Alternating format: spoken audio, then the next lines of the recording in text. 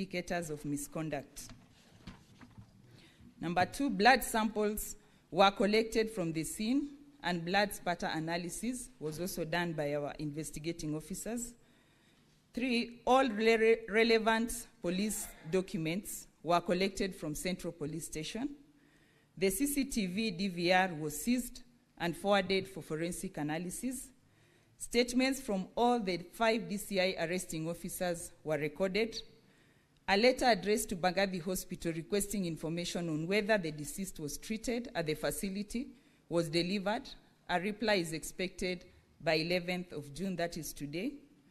The family of the deceased was contacted. Potential witnesses were also identified. The occurrence book records were obtained from Mawego Police Station. The post-mortem examination was attended, and a copy of the report was obtained. The samples drawn from the deceased body were secured and are pending onward transmission to the government chemist. The statement of one detainee held at Central Police Station was also recorded. The following are the pending tasks, Mr. Speaker: to forward the collected samples from crime scene for analysis, to forward samples collected from the deceased body for analysis, to record a statement of other potential witnesses and family members, to record the statement of the officers from Central Police Station today, and the statements were to start, the recording was to start at 9 a.m. Thank you, Honorable Speaker. The National Police Service.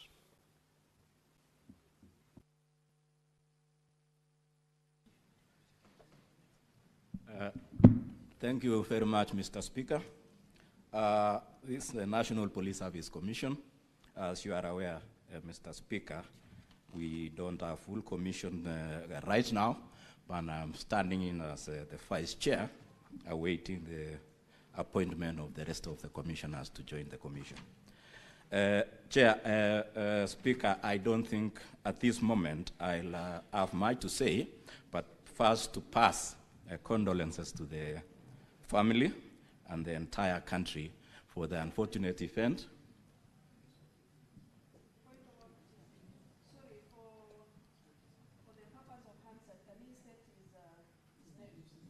Oh, sorry. My name is Edwin Kiprono Cheluket. And as I've said, Speaker, we are waiting the rest of the commissioners to join us. Mr. Speaker, I only come in on 2 issues, disciplinary control in the National Police Service. And the issue of disciplinary control includes actions against police officers who have been convicted of disciplinary offenses, which include such circumstances as has happened today. If the investigations lead to culpability of any officer, it is the responsibility of the National Police Service Commission to take the necessary steps and meet the necessary sentence to that culpable officer. And as you have said, the IG has already confirmed that he has interdicted 4 officers already, which is within his mandate as the Inspector General. When the investigations are over, we will be able to receive that report, and whether it will result, depending on the participation of each of the affected officers, meet the necessary sentence or meet the necessary punishment in terms of whether it is a reprimand, whether it is a warning, whether it's reduction in rank, or whether it is a dismissal. So as for us, we are waiting for the finalization of the investigations by IPOA and the support of the Inspector General and any other body that may give us information on culpability of any police officer. So at this moment, Mr. Speaker, we are waiting, and we hope the entire process will be open and transparent. Once we have all the facts, we will know which sentence to meet which officer and which officer is supposed to get what kind of sentence. I submit, Mr. Speaker. Thank you. The DCI.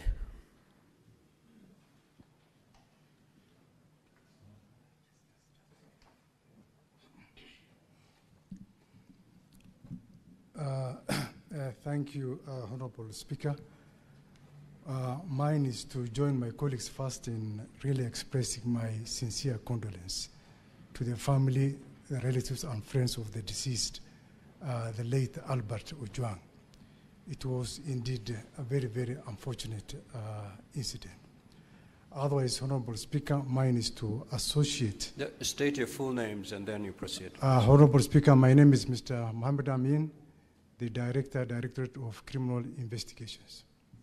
And I would like at this juncture, Honorable Speaker, to associate myself fully with the submissions made by the Inspector General before this August House. And again, reiterate the fact that as a Directorate, we are ready and willing to assist the Internal Policy and Oversight Authority in terms of the investigations in whatever way we are requested. Thank you, Honorable Speaker.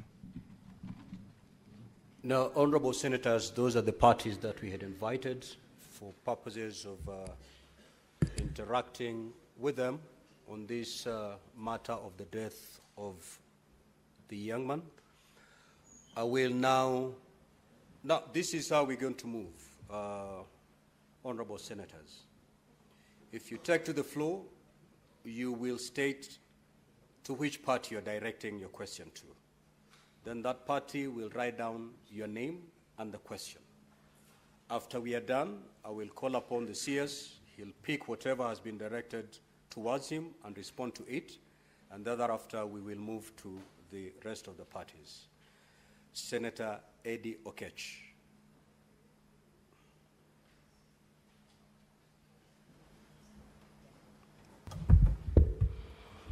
Mr. Speaker, my questions are two.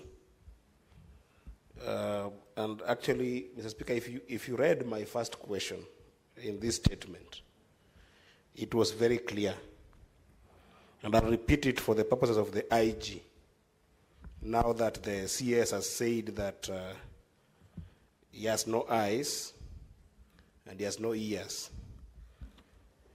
The question was the circumstances that led to the death of Mr. Albert Ojwang, including a detailed account of events surrounding his fatal injury. The DIG has stated that around 23:35, Albert was booked at the Central Police Station. And he has stated that Albert was booked after an assessment had been done, that he was in good condition, he was in good mental condition, as well as physical condition. The question I'm asking the IG, who beat Albert to the conditions that he was found the next day in the morning when he was taken to the hospital? What happened at that night is what we want to know. And alongside that, Mr. Speaker, the IG is on record having stated in the media that Albert hit his head on the wall. Who gave him that information? And does he still stand by that information, given what IPOA said of the autopsy report? That is what I want to know. What happened in that night? I thank you, Mr. Speaker. Senator Methu. Senator Methu, no speeches. Yeah. Thank you very much. I'll be very, very direct to the point, Honorable Speaker. And Honorable Speaker, having listened to the man who, in my opinion, now carries the man who was supposed to give us the evidence of the chronology of what happened, I am of this opinion, Honorable Speaker. We were told that the complainant is the Deputy Inspector General of Police. I'm of this opinion, Honorable Speaker, that from what the Inspector General of Police has said, it is my opinion that the evidence he has put together is the corrected evidence. And I'll give 2 examples of why I am of the opinion that the Inspector General wants to just cover his deputy. He says that, Mr. Speaker, he says that the complainant lodged a complaint on the 4th of June.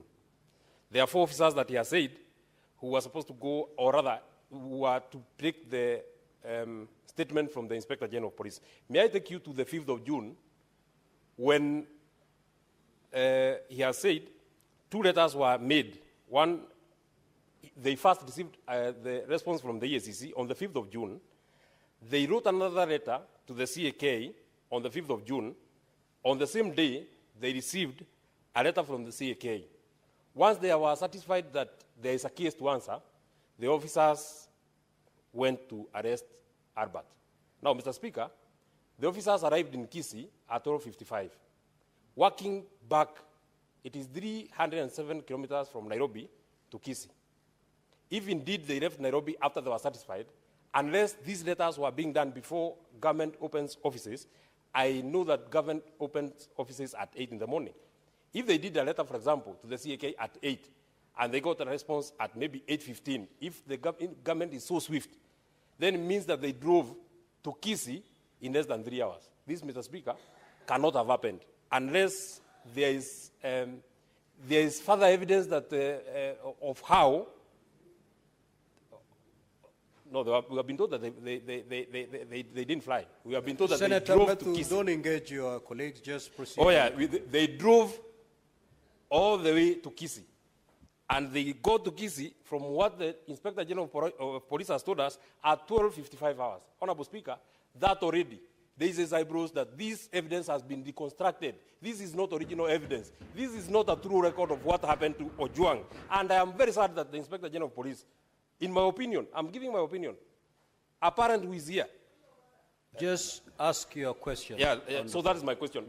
My second question, and Honorable Speaker, I don't know why colleagues have a problem. Order, honorable senators. Just One, let me just direct you. I will not take any points of order. We have just suspended the sitting. We are here not strictly enforcing the standing orders. Allow the honorable senators, you've made a basis for your question, proceed to ask the question. You know, Mr. Speaker, we are here because we want to know what happened to Albert Ojwang.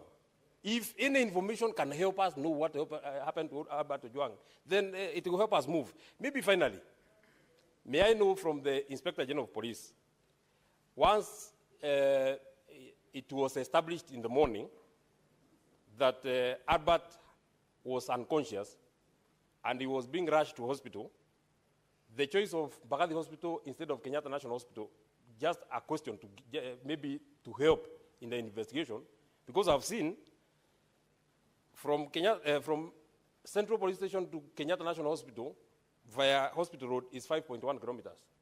To Mbagathi is 5.8 kilometers via Valley Road. Mr. Speaker, I would have imagined that there are better facilities and there are better facilities at Kenyatta National Hospital, and being a hospital that is nearer the Central Police Station, Honorable Speaker, I would have expected that is where Albert would have been taken.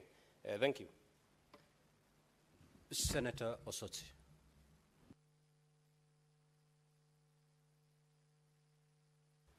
Thank you, Mr. Speaker. Mr. Speaker, I've listened to the IG very keenly, but I would like to know what brief, the specific brief that led to the suspension of the officers at Central Police Station. Senator Boni. Mr. Speaker, my first one is to CS Murkomen. Mr. Speaker, patriots in this country fought against detention without trial, and CS Murkomen, I assure you, they are going to fight against extrajudicial killings, especially within police custody. The question is this, CS. The Deputy Inspector of Police Mr. Eliud Lagat, went against the provisions of Chapter 6 of the Constitution, went against the provisions of the National Police Act, specifically Section 17, and in general, the Leadership and Integrity Act. You, as a member of the National Security Council, where you sit together with the IG, both of you are present here. Why have you found it difficult to advise the necessary authorities that Eliud Lagat be dismissed from service? My next question, Mr. Speaker, is to CS, not CS, to the IG Kanja. IG Kanja, Kenyans who know you, we have a lot of respect for you because you are the officer, unknown to some people, who defeated the terrorists at Dusit 2 Hotel. We know you as a serious police officer. We've been wondering why these killings under you, and now that Lagat is the person we have found to be who he is, we can now very well see who has been undermining you. I therefore want to appeal to you. Tell this country, a spokesman by the name of Mushiri Nyaga, the police spokesman, he misrepresented material facts. He attempted to conceal this killing.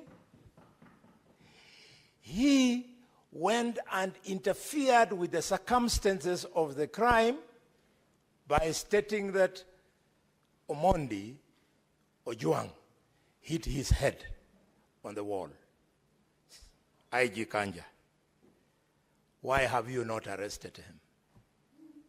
He has information which in his statement under arrest will help to point fingers at who gave him this deliberate statement so as to do what I have said above. Finally, Mr. Speaker, back to Kanja and or Amin. IPOA has now told us the names of the officers from DCI who went to Migori to go and arrest Ojwang. Can you tell the country how it came to pass that Ojwang was moved all the way, Ojwang,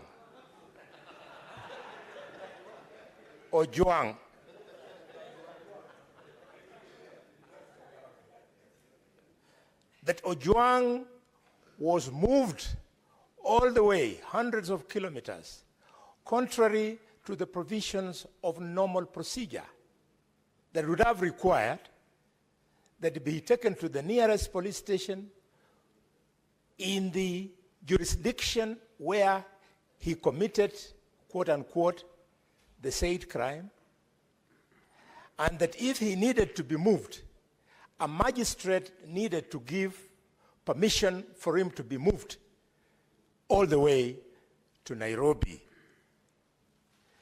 Could you, IG, tell us why you have found it difficult to arrest these officers? And their names are a little bit disturbing. You tell us why you have not arrested them? Because they're the only ones who, man, you know that in 2011, in Tunisia, a street hawker by the name of Mohamed Baouzi was killed. And people came into the streets, and the government of President Ben Ali was overthrown. You truly don't know what you're playing with. Please resign. You cannot be an inspiration to be in cabinet.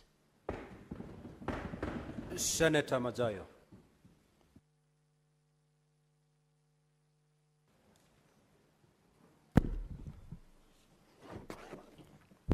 Asante mstahiki Spika.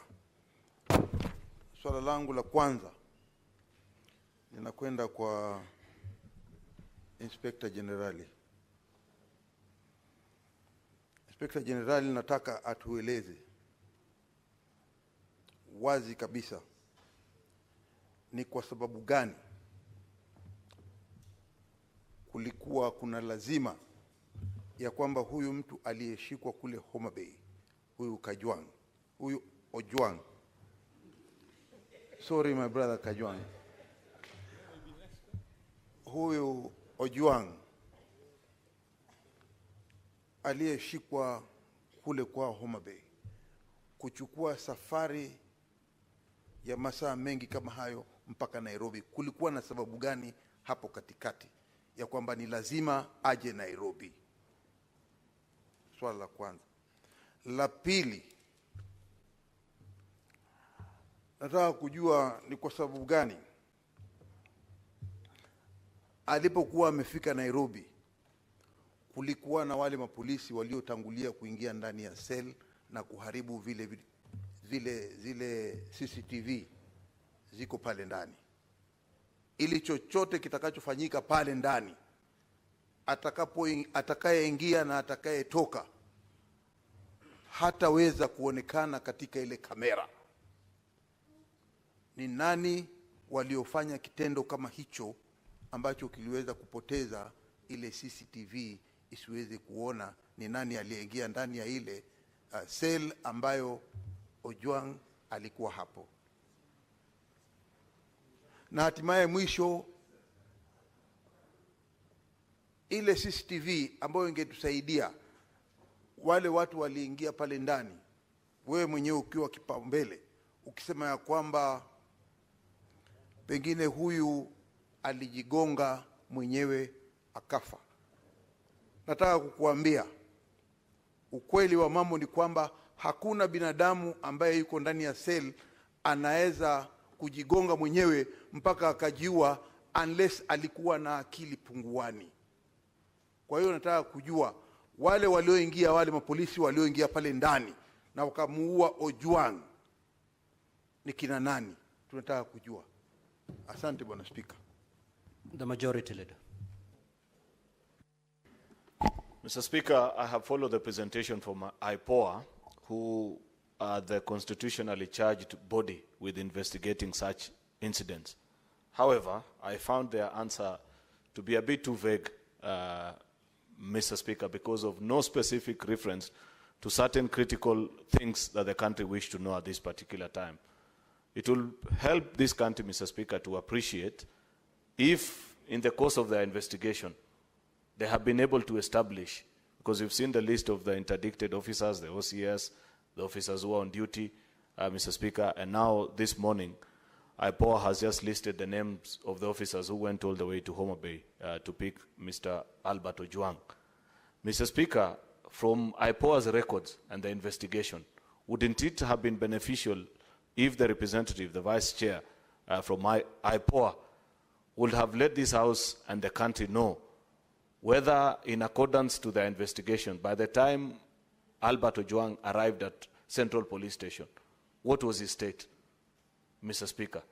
Second, and most importantly, where are these officers, both the OCSs, Mr. Speaker, not both actually, the DCI officers that picked him and the officers who interacted with Albert Ojwang in the course? Have they recorded their statements, Mr. Speaker? And by when do we expect that we will see, Mr. Speaker, the conclusion of this investigation, the closure of the file, forwarding to DPP for people to be charged, Mr. Speaker?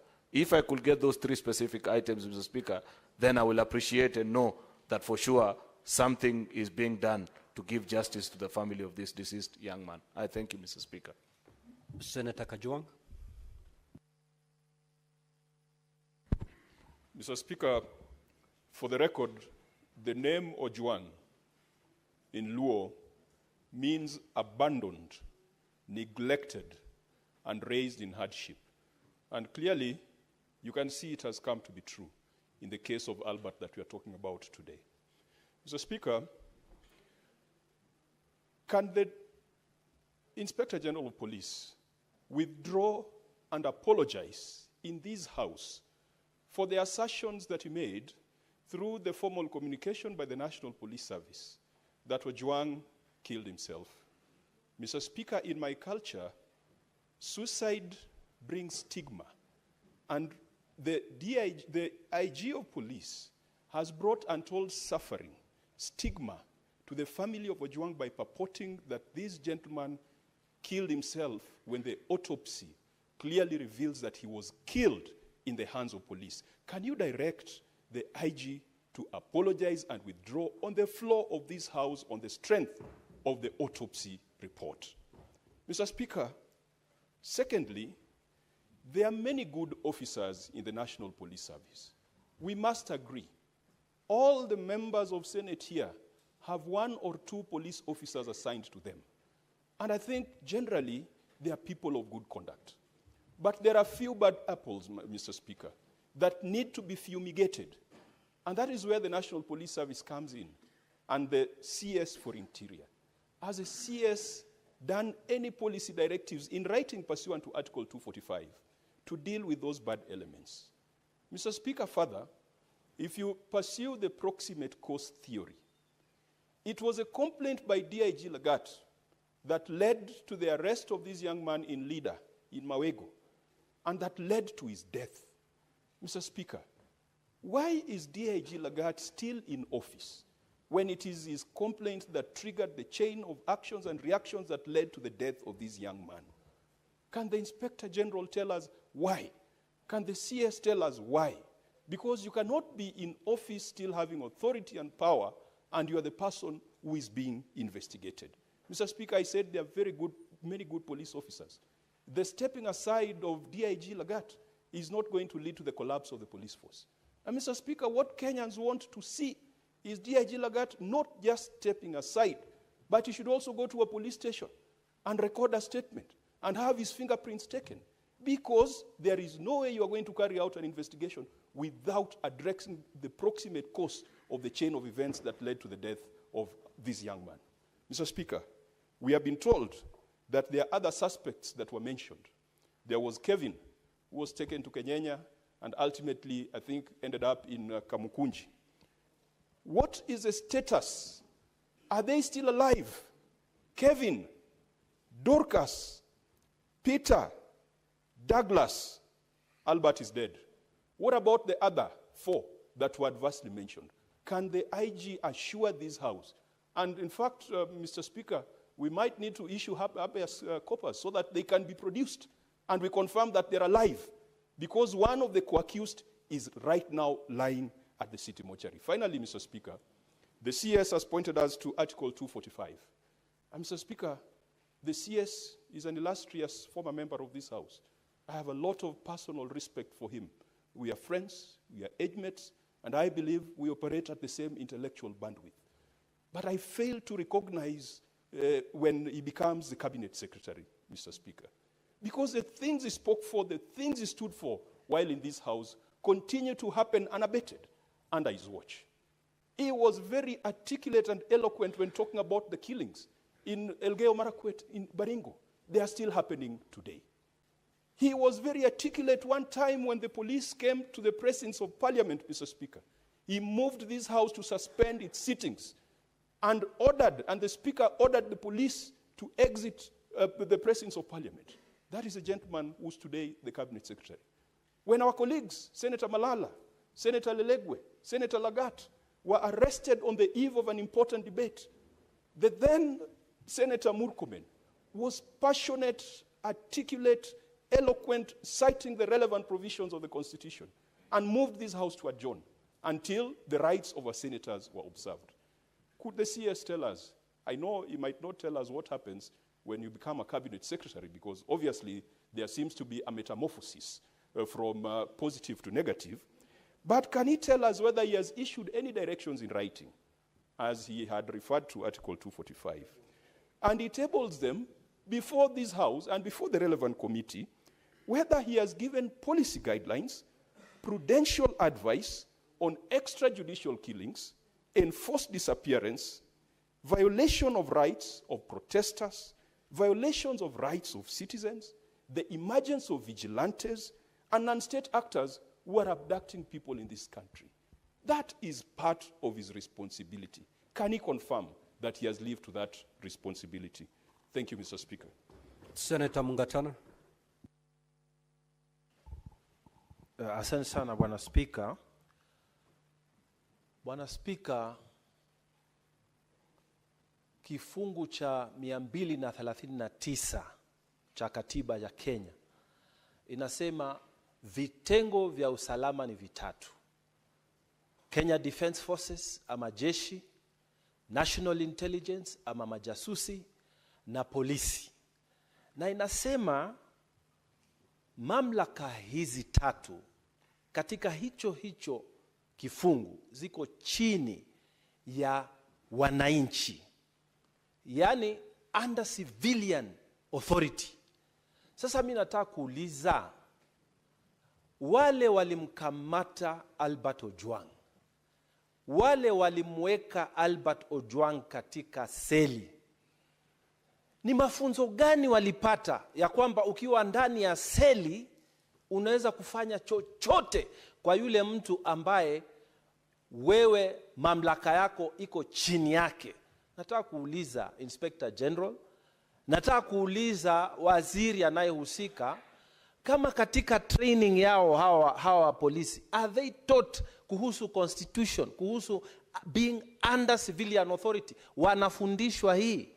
Ya pili, mawakili wote ambao washawahi kusimamia wateja wao ambao wanashtakiwa na kesi za jinai, ukienda kwa police station pale mbele, Bwana Spika, ukitaka kuona mteja wako yoyote ni lazima ujiandikishe kama ni nani unamuona. Sasa mimi nataka kujua, siku ile Albert Ojwang alishikwa, na kawaida ukiingia pale vitu vyako vyote vinatolewa, ID yako, kila kitu inawekwa mahali kando. Wewe unaingia kwa seli, ile seli, kwa sababu huyu mtu tumeambiwa amepigwa ama amekufa kwa sababu ya maumivu aliyopata. Sasa either alipigwa na wale wenzake ambao walikuwa wako hapo ndani, ama alipigwa na polisi ambao walipata nafasi ya kuingia. Kila mtu ambaye anaingia pale lazima ajiandikishe. Tunataka kujua IG wa polisi, ile kitabu ambayo ukitaka kuingia kwa seli unaandikishwa, kiko wapi? Na ni askari gani walipewa nafasi ya kuingia? Na ni watu wangapi walikuwa ndani ya sel ya Albert Ojwang? Haya maswali tunataka yajibiwe. Wakenya wanataka kujua ni nini iliendelea usiku huo ili asubuhi huyu kijana awe amefariki. Asante Bwana Speaker. Senator Mogeni. Yes, thank you, Mr. Speaker. Mr. Speaker, the people who have appeared before us this morning have sworn, I believe Mr. Amin swore through a Quran, and the others lifted a Bible. And when I had read a Quran, sometimes the Quran strongly condemns murder. And the Bible, C.S. Murkomen, you are Christian, it says, thou shalt not kill. So this matter is painful. This is an extraordinary sitting. Mr. Speaker, the people who started the events that led to the murder of this young man, who is the only son of a fairly elderly parent, who are from the DCI. And when he was picked from Oma Bay, I believe he was first taken to DCI. And Mr. Amin, I want to look at you, and you are a Muslim, and you have children. All of you have children. I also have children. Nobody will have any joy when you see somebody's son die. Honorable Mogeni, The 2 hours have lapsed. I will therefore extend for a further 45 minutes. Thank you.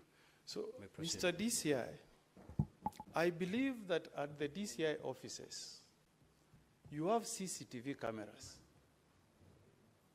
So if we need to connect the events before we end up at Central Police Station, Mr. Speaker, the life of Ojwang stops. We can also stop everything we are doing to get to the bottom of this matter. If we adjourn, Mr. Speaker, can we get the CCTV cameras that will track the movement of this young man from the DCI headquarters all the way to central police stations, if we sincerely want Kenyans to know the truth, so that we know whether this guy was taken to central police station dead or alive. So, Mr. Speaker, we want this to be an extraordinary session. If we have to go to the bottom of the truth, can the DCI tell us this afternoon, since you have sworn by the Quran, that you can get us the CCTV cameras that will show us the state this late man was when, assuming that the CCTVs cameras at Central Police Station were tampered with? One. Number two, this is to IG now. This was an ordinary suspect, one IG, booked at Central Police Station. I want you to, and Murukomen, you are a lawyer, you are a colleague. And we know you have a wife, and you have. So we are here pained for what the police have done. Murdering a Kenyan in a police cell. Somebody's only child. How heartless can you guys be in the police force? So we want to know why. Why was this young man, Ojwang, booked alone in a cell at Central Police Station, if this was not covered up? Finally, Mr. Speaker, this person from IPOA, you are a vice chair. The chairman of IPOA knows that we are investigating a matter where a Kenyan has been murdered in a police cell, a safe haven for any criminal. When you go to a police cell, lawyers will know it's a safe haven. Mr. Speaker, I want to know this afternoon, where is this chairman of IPOA? Mr. Speaker, where is the chairman of IPOA? When we have adjourned every business to address this matter, what is that so important business that he can travel out of the country instead of coming to the house to give us the answers that we are seeking? Finally, Mr. Speaker, this is to CS Murkomen. Because you are a colleague, we were with you here last session. You know chapter 14 as a total 10 articles, 10 of them. You know that Article 240 establishes the National Security Council. If you read Article 4, Article 240 is about Article 3. It says the council shall exercise supervisory control. Supervisory is a verb, an action word, a to-do word. So it says the National Council shall supervise all the police units. So how can you come here, CS, this morning to tell us that the government of the Republic of Kenya has no eye, can say nothing? When the Constitution commands the police units to respect human rights, the rule of law, and fundamental freedoms. Fundamental freedoms demand that if I'm a suspect, arrest me, take me to a police station. If there is a crime I've committed, take me to a court of law. So I want to ask you, CS, this morning, do you want to tell us that the government of the day, led by the Commander-in-Chief, has got no supervisory powers over the police force in Kenya. Is that what you are telling the Senate of the Republic of Kenya this morning? Those are my questions. The Deputy Speaker.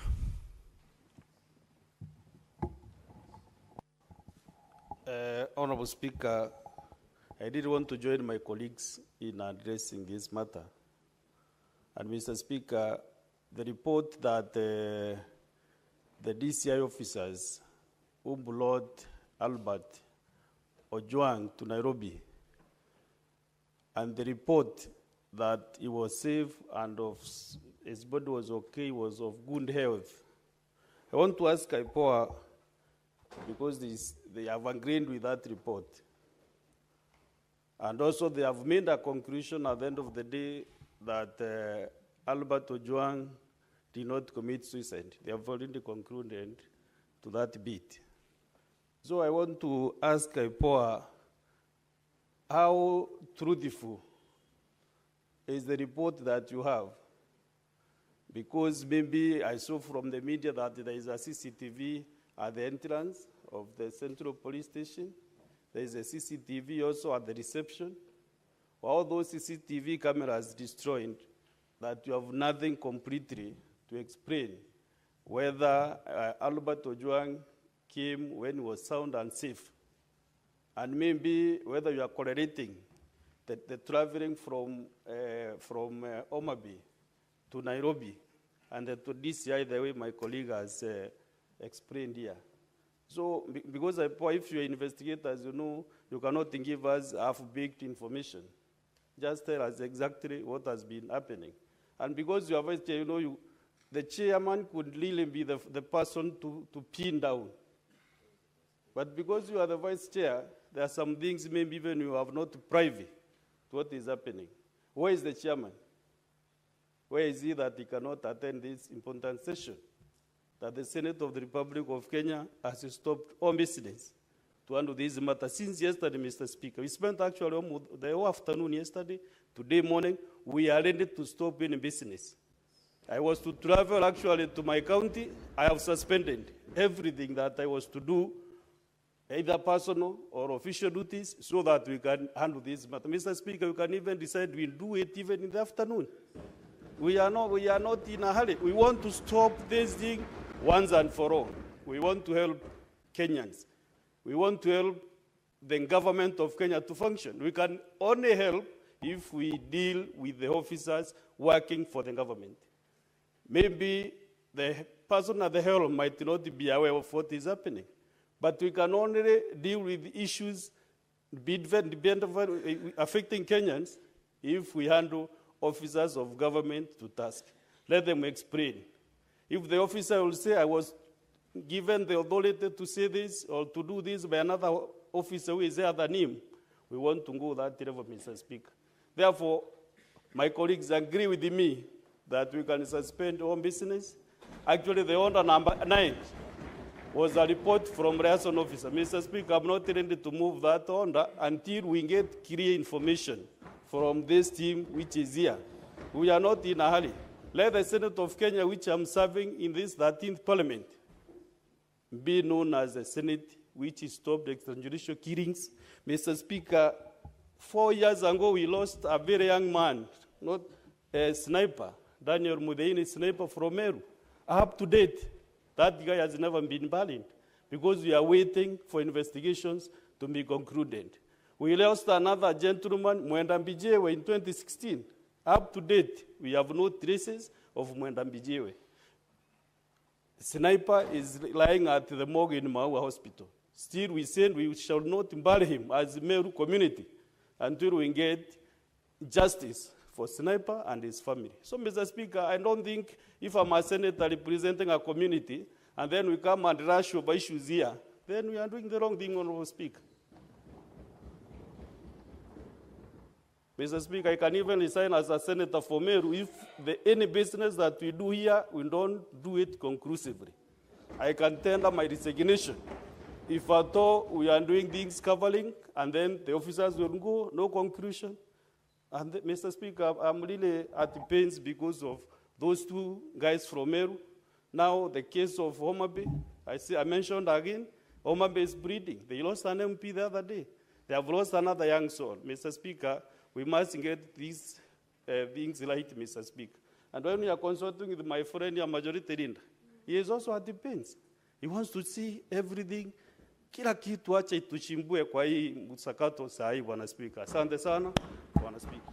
Senator Wambua, Senator Mazai and Senator Majority Leader just approach the bench. Senator Wambua, you may proceed.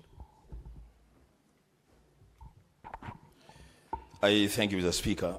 Mr. Speaker, first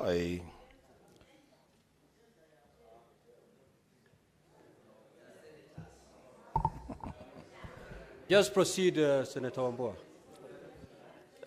Thank you, Mr. Speaker. Mr. Speaker, first of all, I want to register my displeasure. I want to register my displeasure, Mr. Speaker, with the absence of the IPOA chairman in these proceedings. And I will say this for the record, that IPOA is perhaps the weakest link when it comes to investigating crimes committed by police officers. You have failed this country. The absence of your chairman in a proceeding as important as this is just a testimony of how casually you do your work. To hear that the IPOA chairman is in Arusha, undertaking whatever business he's undertaking, when this matter is being transacted in the Senate, is a shame. Now let me go to the questions that I want to ask. One, to the AG. Was Central Police Station the first police station for Albert to be booked upon arrival in Nairobi? Is that the place where he was first booked? Secondly, IG, did you tell us on record and under oath that the OCS Central Police Station confirmed that Albert was in good physical health at the time of being booked in the police cell? For us, if that question is answered, IG, then it will lead to a lot of other conclusions. Was this man okay when he was being booked in the police cell?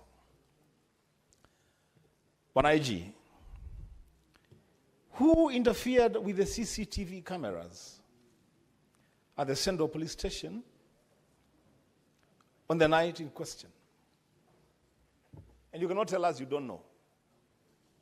Because if you don't, there's a big problem.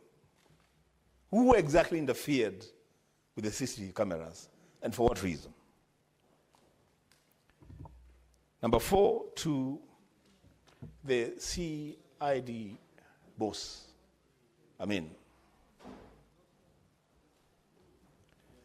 What is the fate of the arresting officers? Where are they? Where are your arresting officers? We have been told that the officers that just booked in a suspect at the Central Police Station have been suspended. We've been told they have recorded statements. What about the arresting officers? Where are they? You have given us their names. Are they still in service? Perhaps pursuing the next suspect. Where are they? And it is at that point, Mr. Speaker, that I must put it straight to the CID boss. That Kenyans have a big problem with officers from your unit. A big problem. In fact, I will say it on record in the Senate, that the operational tiff between your officers and regular police officers is a source of serious concern to the security of this country. You cannot tell us that officers who just received a suspect are being suspended from service, and that the officers who did the arrest and transported a suspect all the way from Awego to Nairobi, we don't know where they are.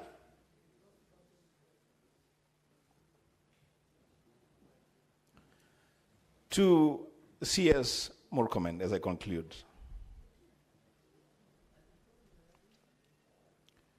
You are our colleague. So much so that we actually even have you in one of our social forums where we discuss our social issues as colleagues. My brother, when the country was faced with similar circumstances while you served with us here,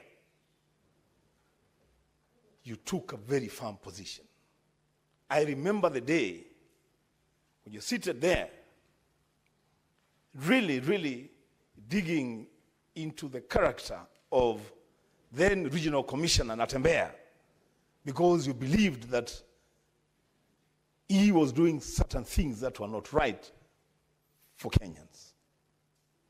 To hear you today, Senator C.S. Murkomen, say that you have no eyes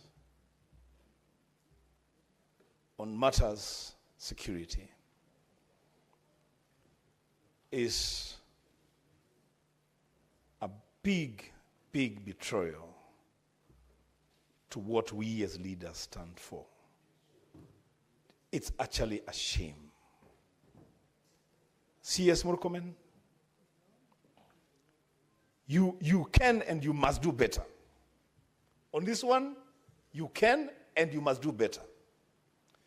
You must be the first person demanding answers before we even bring you here. You must be the first person even demanding that aids within the senior police officer's role. Now, Speaker, as I conclude my submission, this matter, and I have seen you have called our leaders. I don't know, maybe you consulted on the issue that I want to raise.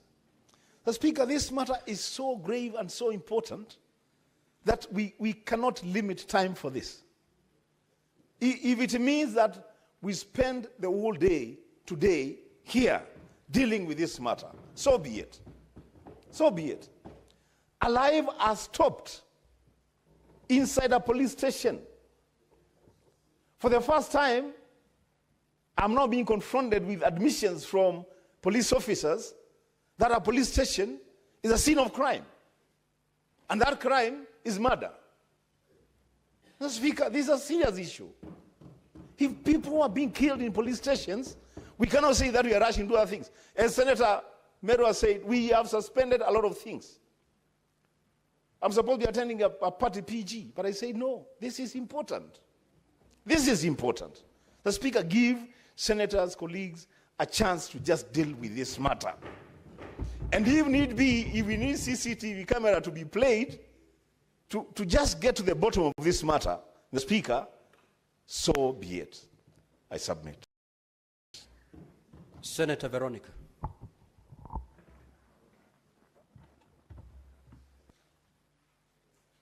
Thank you, Honorable Speaker, for the opportunity.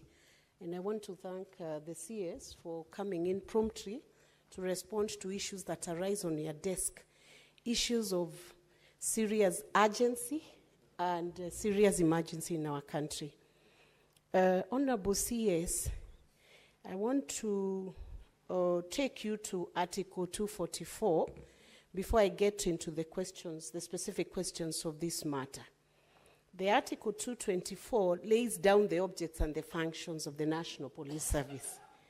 Honorable CS, I'm very concerned that, number one, under Article 244, sub-articles C and D, the National Police Service is supposed to comply with constitutional standards of human rights and fundamental freedoms of Constitution 2010, and D, to train staff to the highest possible standards of competence and integrity, and to respect human rights and fundamental freedoms and dignity.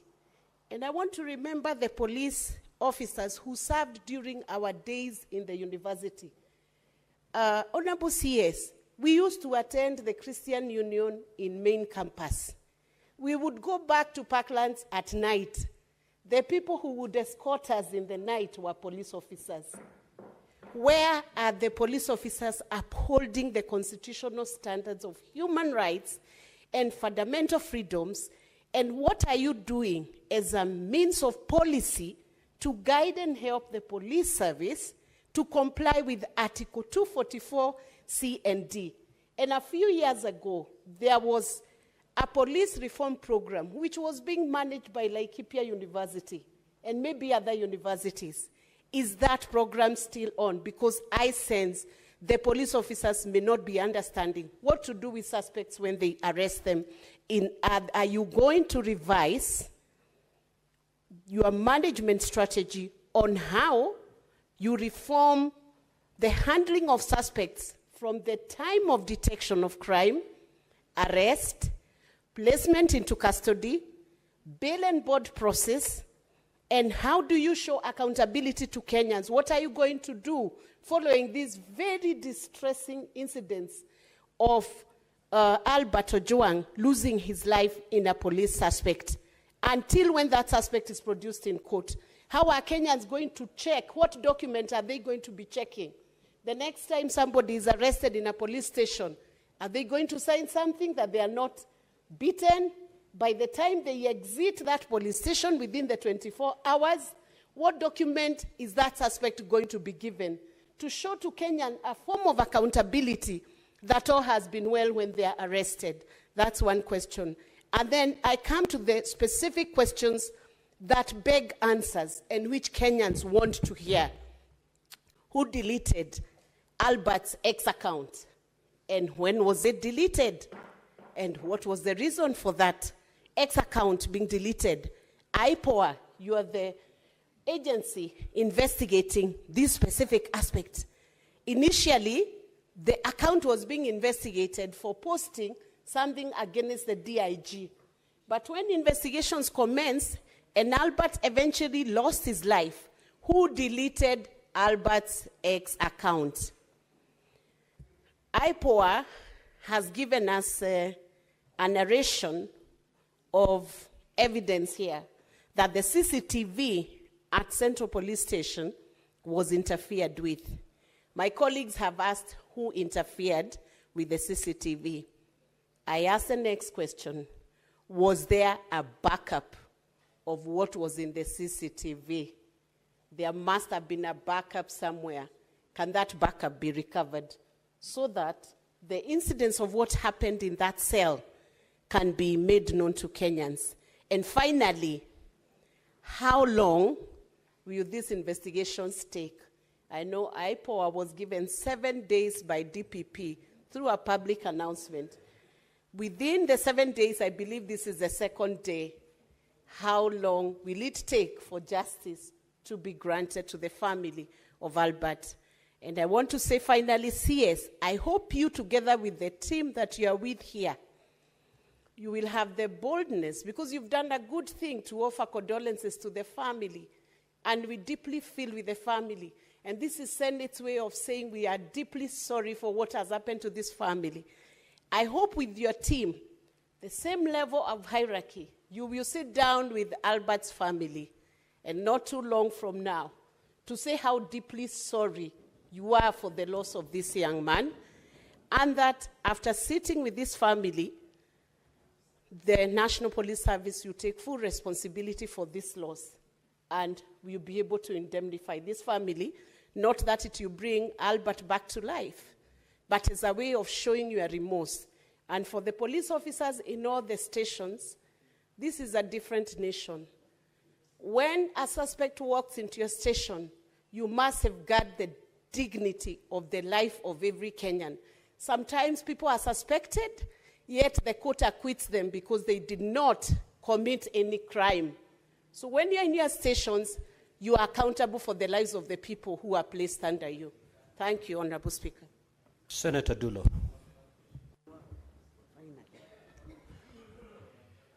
Thank you, Mr. Speaker. Mr. Speaker, I think the whole country is watching today this proceeding. I know this is a matter that is very serious. Personally, I should have had a function in my county, Mr. Speaker. Through your instruction, I had to cancel my function today in Isiolo County to be here to listen to this proceeding and also contribute to it. Mr. Speaker, I want to ask IG and the team. We have been told that DIG wrote to DCI to carry out investigation. Can we be provided with all documentary evidence from the letter written by DIG, the result of CA, the result of autopsy, all the findings, all those documents must be submitted to this House for thorough interrogation. That is number one. Number two, Mr. Speaker, there is tendency of actually, in the case of cybercrime, where individuals commit crime, they are transported all the way from where the crime is committed to Nairobi, where taxpayers' money is spent, police officers are sent, vehicles are fueled. I have a case in my county, Mr. Speaker, a young girl by the name of Samira. She actually was arrested in Mombasa, brought to Nairobi to write a statement. From Nairobi, she was taken to Isiolo to write a statement. She has a young baby. Mr. Speaker, her telephones were taken 3 months ago. Up to now, they were not returned to her. Is there a law that says when somebody is arrested, for example, in Mombasa, she should not be tried there? She should be brought to Nairobi or taken wherever police want to take them. That is number one. Mr. Speaker, I am not happy with the position given by IPOA. Of course, they have had their findings. What action or instructions have they given out as far as their preliminary investigation is concerned? Mr. Speaker, I think this is a very serious matter as far as cybercrime is concerned, where individuals actually politically also fix each other. And this is a matter I would ask CS Murkomen, even if it means actually amending the law that governs cybercrime, something has to be done so that we correct that situation where our kids, where politicians also fix each other, that the law must govern that particular act properly. I thank you. Senator Abbas. Thank you so much, Speaker. Honorable Speaker, mine I think is very short. I want to ask one question to the the IG, and I think that it has been asked many times. But on the IG, there is a police station in every part of this country. What has necessitated people to be driven for 370 kilometers? You don't trust your officers in the other places? Two, did the DIG who complained about Albert write a statement? And if yes, where is the statement? Can it be submitted to this council? Four, the IG, Kenyans seek protection from police when they have a problem. They run to police stations. The same police stations is where people die now. Can you advise Kenyans where we can run to for security? I want you to tell these Kenyans that now that the police stations are not safe, then where do you go next? Thank you so much, Mr. Speaker. Senator Haji.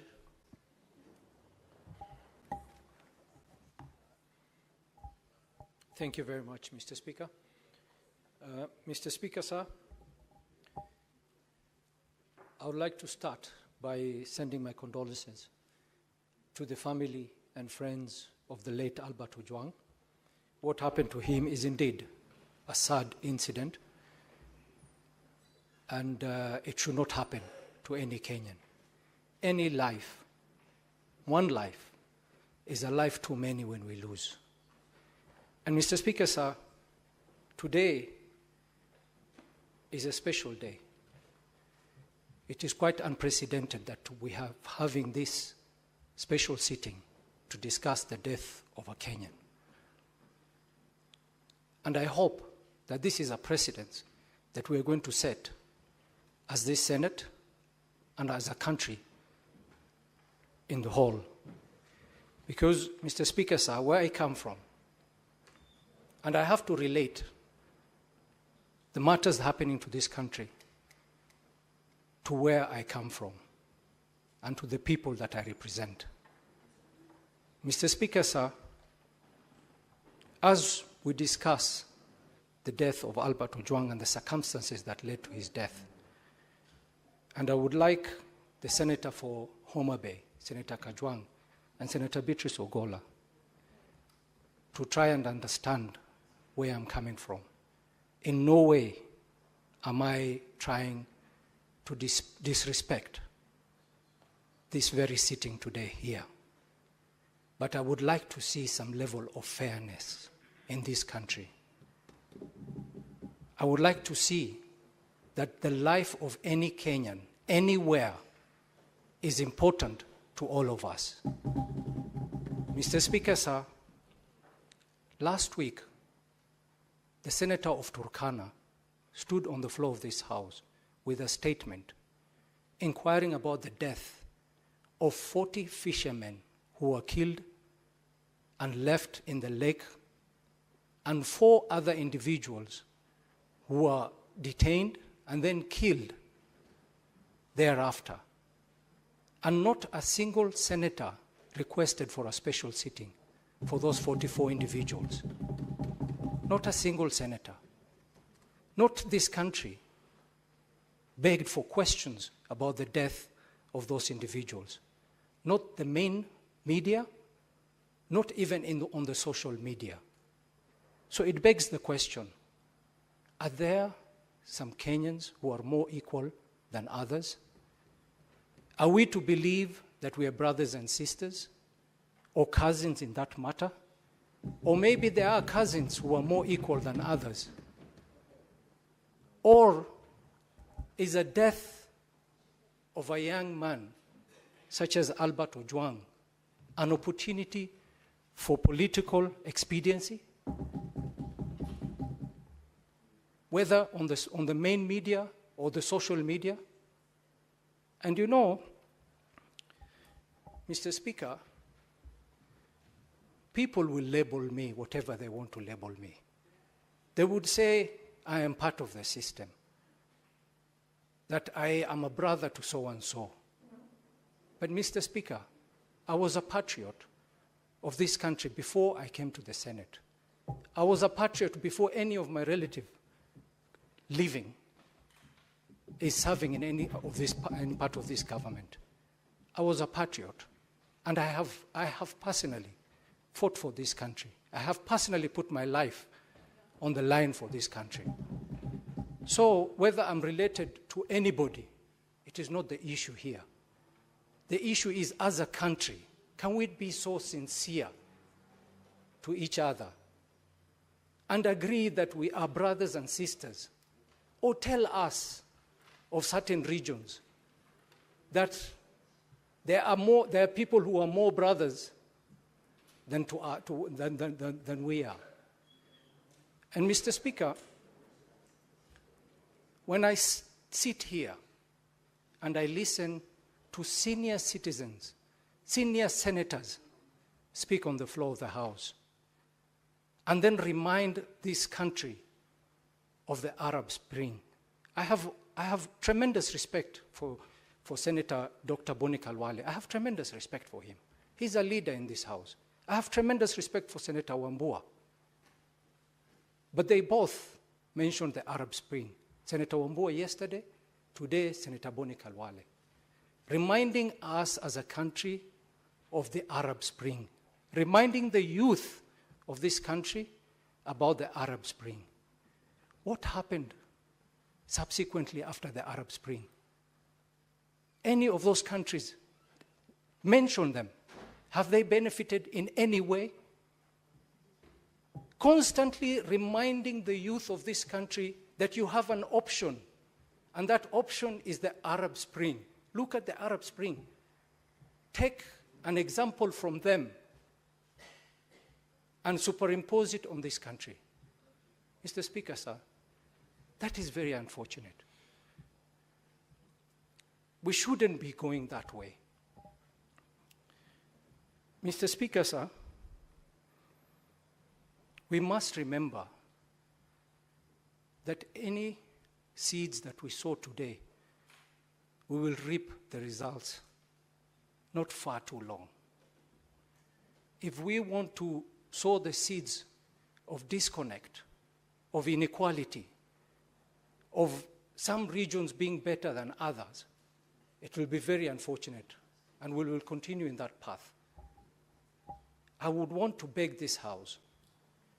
I have a case of 6 youths in Garissa, 6 youths between the age of 18 to 21 who were brutally murdered on the road in Garissa, brutally murdered, execution style, told to bend down, kneel down, and shot in the head, in the back of the head. Until today, it's been 2 years. Until today, we don't know if it's whether it is a security apparatus who killed them or it was a criminal organization that killed them. We don't know. We don't know. But we've not had, not the human rights organization, not the civil society, not the media houses, have ever decided to pursue justice for those 6 people.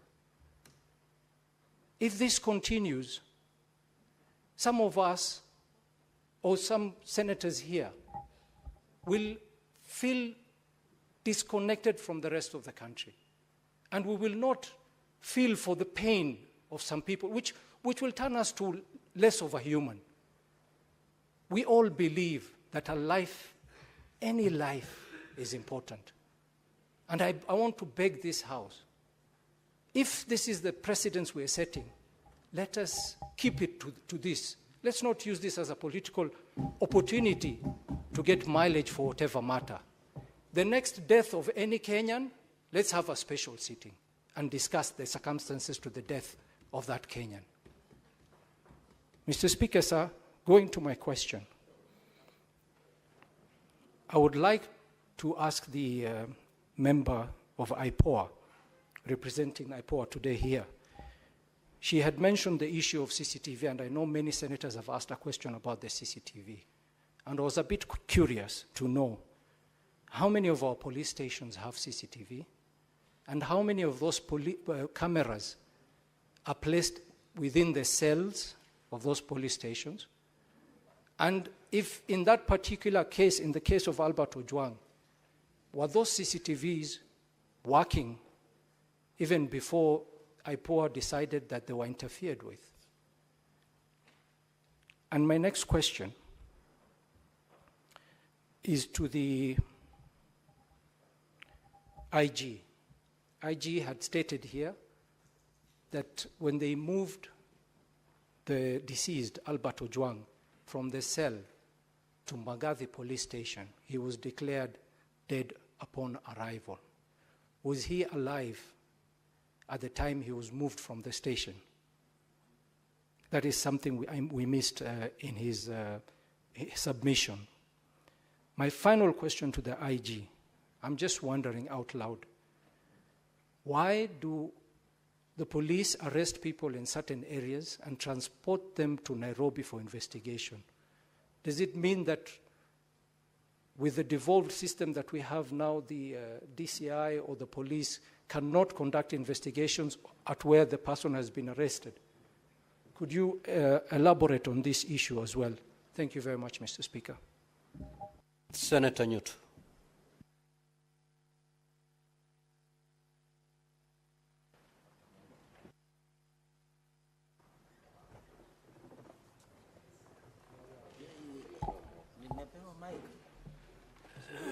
Thank you, Mr. Speaker. I'll be very fast in my questions. Mr. Speaker, I would like to first remind both the CS and the IG that the reason why the Kenya Police Service is Kenya Police Service today and not Kenya Police Force why that transformation happened, Mr. Speaker, was because there was need to establish a friendliness between members of the police service and the members of the public. And what we are seeing here, Mr. Speaker, is that members of the public now increasingly will find the police very hostile, and they may not even be able to collect information from members of the public. Why I say this, Mr. Speaker, is because the speed at which this particular complaint against Albert Ojwang was executed, the investigation, a mere 3 days and every investigation had been done and arrests made. Mr. Speaker, this then shows that the police and those serving in this service have become very special people.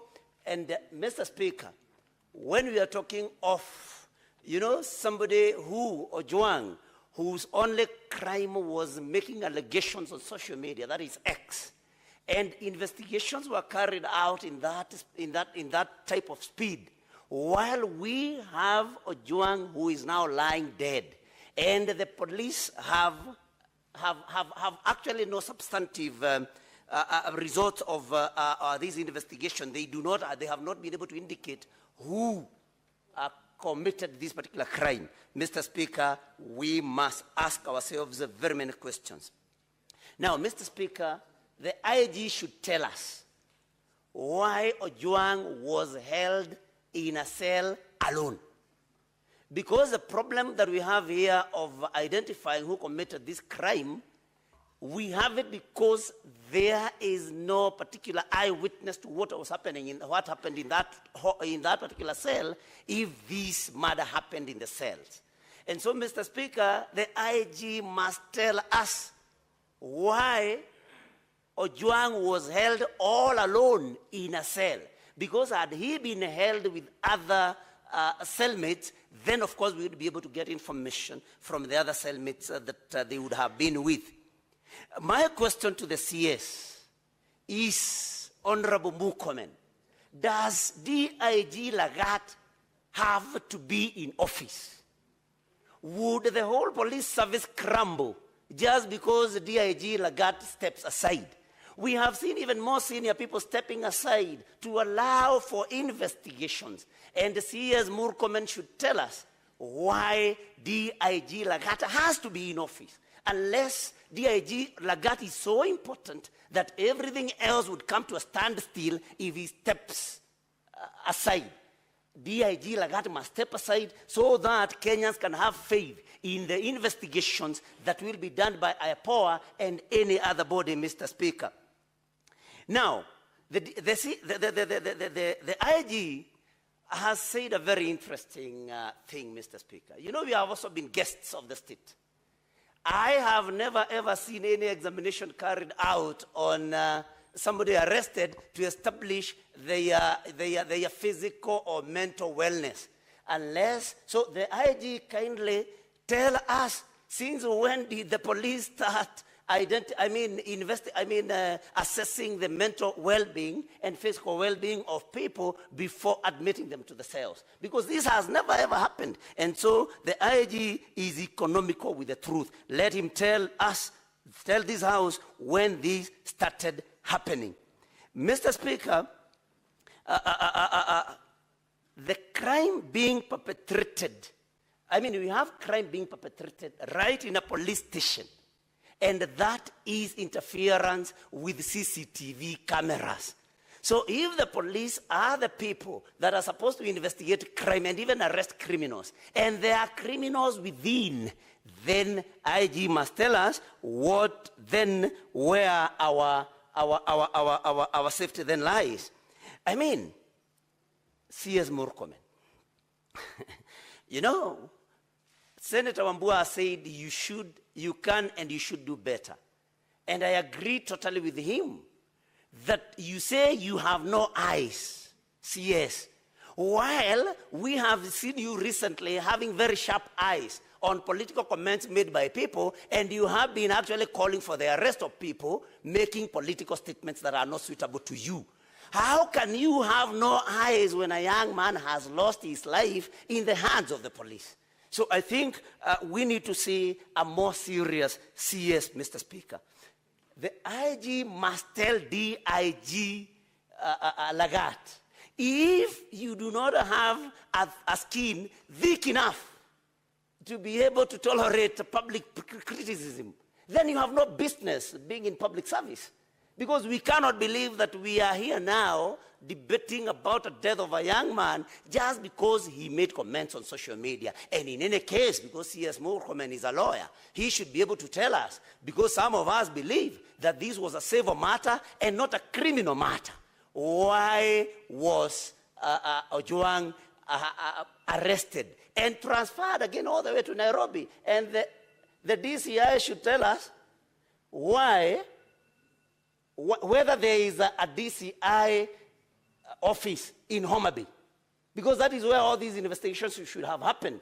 If he doesn't tell us, then we can conclude that DIG Lagat had then instructed, but that he wanted to see Ojwang before anything else. Otherwise, this crime should have been investigated in Homa Bay. There is a DCI office in Homa Bay. There is an intervention from the majority leader. Okay. You will still proceed. Speaker, just take a seat. Mr. Speaker, it is now 12:57, and I'm worried because we are running out of time before we can hear any single response from the parties that are before us.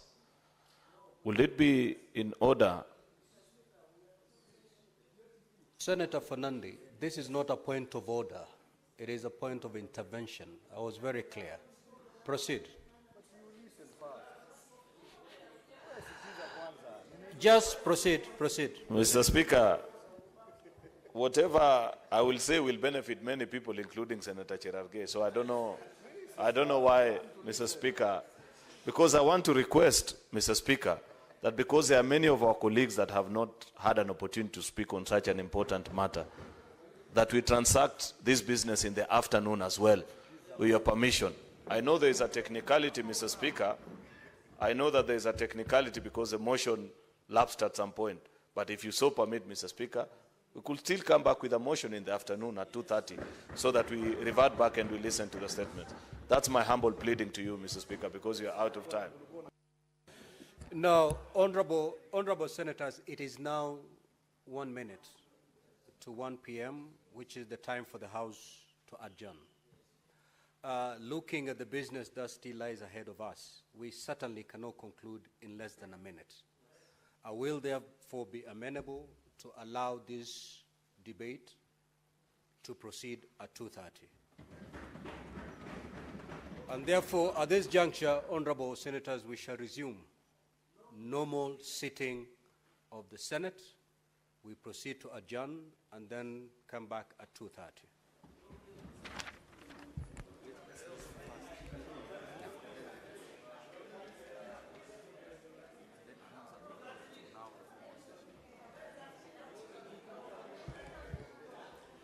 Now, honorable senators, we are now back to the normal session with all the standing orders in full force.